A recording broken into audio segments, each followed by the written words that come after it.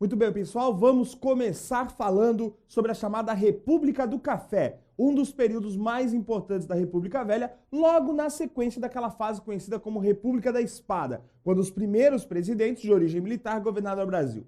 Aqui, finalmente, a elite agrária, especialmente os cafeicultores, chegam ao poder e vão se articular de modo a construir um governo que beneficiava principalmente os interesses desses grandes proprietários de terra que estavam no poder. Começamos com Prudente de Moraes, o primeiro presidente civil do Brasil que chega ao poder após o delicado governo, de Floriano Peixoto. Prudente de Moraes vai ter um governo marcado pela pacificação da Revolução Federalista, a revolução que marcou a era de Floriano Peixoto à frente do Brasil, e vai resolver finalmente a disputa de limites territoriais que existia na época entre o Brasil e a Argentina, que leva à anexação de um grande território na região sul do Brasil, a questão de Palmas ou questão das Missões. Essa fase vai ser marcada pelo início também do chamado messianismo no Brasil. E aqui nós entramos num dos elementos mais importantes para você que está estudando para o vestibular aqui, quando olha para a República Velha, que são as grandes revoltas desse período.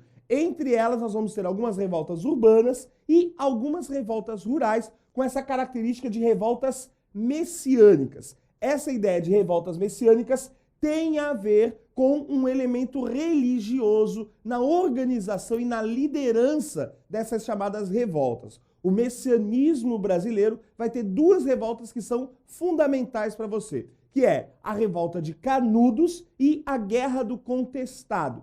A Guerra de Canudos, e a Revolta do Contestado, esse messianismo aqui que se destaca no Brasil, elas ganham força principalmente por um elemento social bastante forte, mas que vai ficar escondido por trás de uma ideia de um certo fanatismo religioso. A imprensa da época, os governantes da época, vão utilizar o discurso de que eram apenas fanáticos religiosos para esconder todas as reivindicações sociais que estavam por trás desses movimentos. Se tratam, em geral, de movimentos no qual nós temos um abandono social, seja dos caboclos do contestado ou dos sertanejos lá de Canudos, que não tinham acesso a condições de vida digna, acesso à terra, que eram explorados no seu cotidiano. Porém, como a liderança desses movimentos, o elemento que promoveu a unificação desses grupos, era um discurso de forte caráter religioso, que era uma realidade não só no meio rural, mas também no meio urbano do Brasil nessa época, fica mais fácil